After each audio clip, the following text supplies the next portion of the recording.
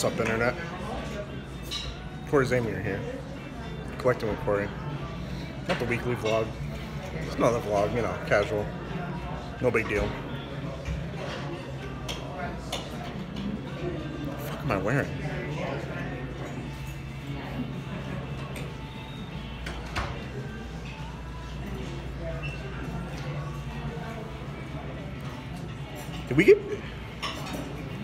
Did we do something today? I don't think so. No? Just a regular day? Yeah.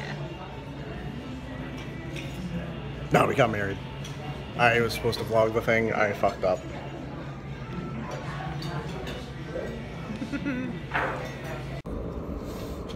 Hey guys. As you saw, got married. I fully intended to vlog a decent amount more at the wedding. Actually, my initial plan was to vlog the wedding itself. I intended to basically do what I did in the first clip you saw here while I was waiting for Alicia to walk down the aisle, but I got distracted because, I don't know, it's a wedding, and, you know, stuff happens, it's busy, your attention is elsewhere. Couldn't be thinking about YouTube at that time. I did happen to wear this hat throughout the entire thing and almost all the pictures, mostly due to it being cold and also forgetting that I was wearing it, and Alicia didn't even notice I was wearing it. So Thundercats made my wedding, basically. Made it throughout the entire thing, which is kind of cool, a little quirky. I don't know. We'll see how the pictures turn out. We haven't gotten them back yet, but on my way to work. It is 2018 right now, January 2nd, and I just wanted to tell you guys, it's such a weight lifted off your shoulders to no longer have anything to plan. Because this last year, the entire year was a whole bunch of planning. There was me planning on getting the ring, planning the proposal, and then it shifted to us, well, mostly Alicia, planning the wedding, and then Alicia helping plan, or helping be part of her best friend's wedding, planning her best friend's baby shower, planning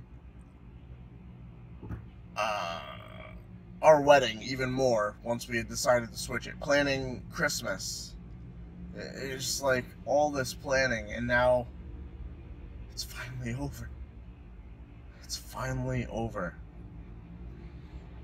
So, a few things I'm looking forward to in 2018. I keep saying this, and I don't want. I'm gonna say it because I feel like if I say it, maybe I won't have it just be a bullshit thing and not do it.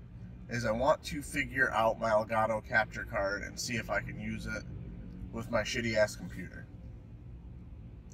And I also want to figure out if I'm able to stream on YouTube. Because I was thinking about, like, whenever I'm in GameStop, I'll be like looking at, especially when I'm looking at PS4 games, I'm looking at some games that's just like, I wouldn't mind trying these out, but I feel like I would want to make content about the game rather than just buy it. It'd be like a $20 game or whatever. I buy it, I try it for like an hour, post it nowhere, and, or even worse, buy it, put it on my shelf, never play it until it's worth nothing, basically. Which I feel like is kind of the way a lot of my Switch games are going. I'm actually going to make a conscious decision to hold off on picking up Switch games that I know will be cheaper in the future if I'm not going to play them anytime soon. And with that said, I actually just picked up yesterday a couple Switch games that realistically I won't play anytime soon. One of them I might. I don't know. I'm kind of giving up on Skyrim because I'm just kind of spinning my wheels with it. Going through, like, everything I did in Skyrim, I'm kind of doing again. Like, I didn't really carve a different path aside from using a two-handed weapon instead of sword and shield. And also I'm using a bow this time, which is not great. And I'm just kind of like doing the same stuff I did the first time I played the game. And I'm noticing that it's really kind of hard for me to deviate from that path, because in games like that, I don't like being a thief. I don't like being someone that's going to be chased by guards whenever they see him. Stuff like that. I don't like doing that kind of route. So I think I'm going to start trying to play other Switch games. See if I could like stream Switch games. I know YouTube doesn't really like, or Nintendo doesn't really like YouTube, I guess. So it might not be the best idea, but I figure if I can figure out how to stream PS4, or just figure out how to stream using the Elgato capture card, I want to do that a little bit more. Record gameplay. I still really want to figure out what game I want to do another full game playthrough of. Most likely some sort of RPG.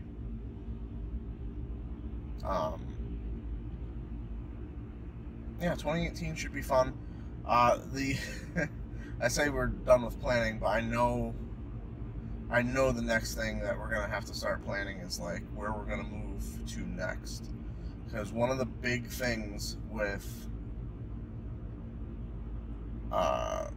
doing the wedding now as opposed to this May was, like I said earlier, Alicia's friend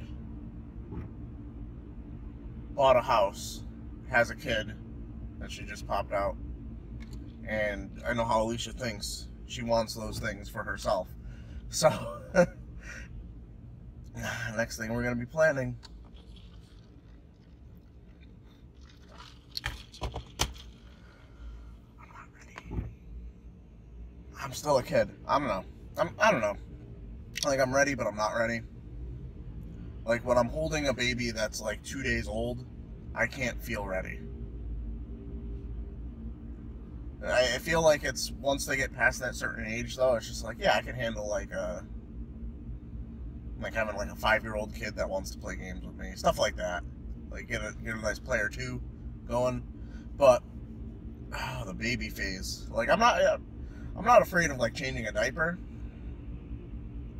It's just how like fragile and how like just having that life that depends on you, and that there's no break from it, really.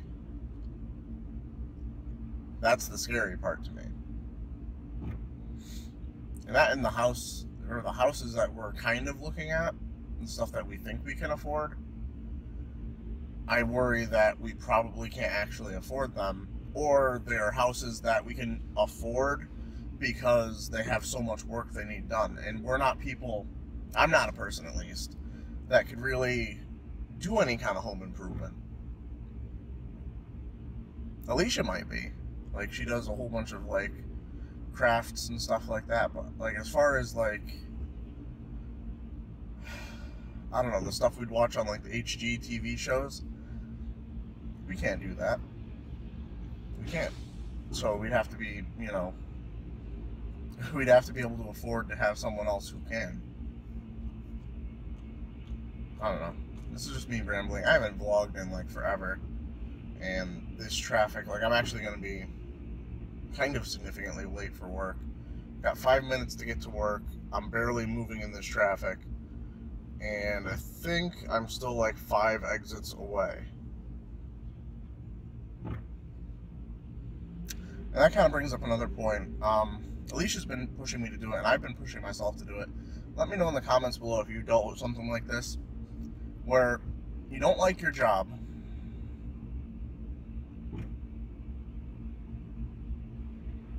but you're so used to it that you're afraid of the change, of changing it. You know, and that's not like me leaving Walgreens. That's like, I know that it would make more sense for me to work at the Walgreens that is literally right down the street. Literally right down the street. Could walk there. Could walk there. Rather than drive 30 minutes and kill this car. But it's the uncertainty of what it would be like to work in that store, because I've never worked in that store, and I know what to expect when I work in my store, that keeps me from, like, trying to change my situation. Alright, so apparently the main thing we were stopped for is a cop car with his lights on who has stopped nobody. That's wonderful. That's wonderful.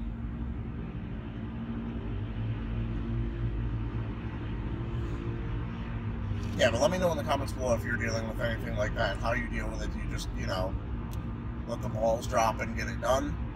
Because one thing that's really kind of pissed me off, this is something that I just found out about yesterday. So when I got this car, the guys at the dealership convinced me, or told me, I guess, that my deal, or my financing, it would be a little bit easier if my mother co-signed with me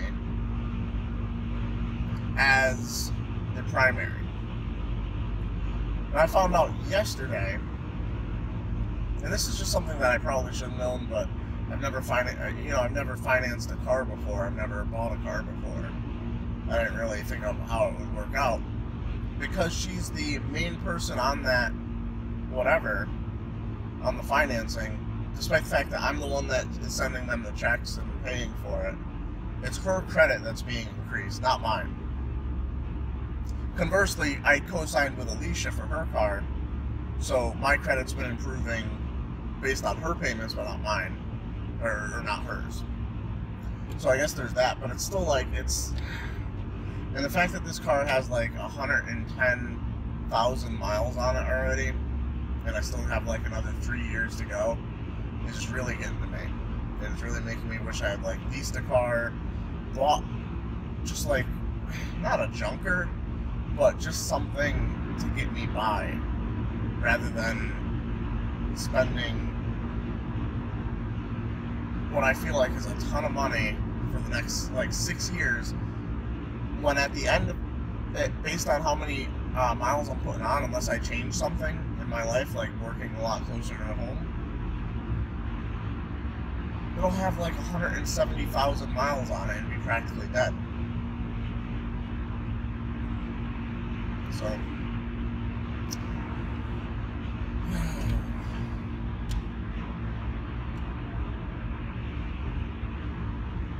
I don't know. Let me know what you guys think about leasing a car. Does it make sense? Because I feel like if you ever decide to lease a car, you gotta like be of the mindset that you're just gonna lease for the rest of your life, since you'll never own. So it's like, just be content that every 3 years you're gonna get a different car, kind of thing. Like you're gonna get the newer version of whatever car you like or whatever. And I think that might be my next route after I'm done paying for this, or maybe before I'm even done paying for this, trade it in, whatever, sell it. I don't know. I'm just frustrated that I've put so many miles on this motherfucker, and at the end of it, it didn't improve any of my credit, and it didn't, and it's not really something that's going to be worth anything by the time I'm done paying for it. But it is now 8 o'clock. I'm officially late for work.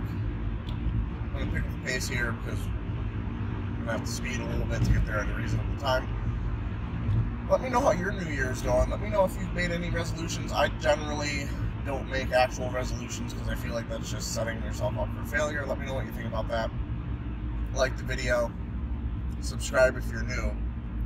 Holy shit, the sun is in my eyes, and probably yours from watching this video. And as always, keep it real, internet. I love you guys.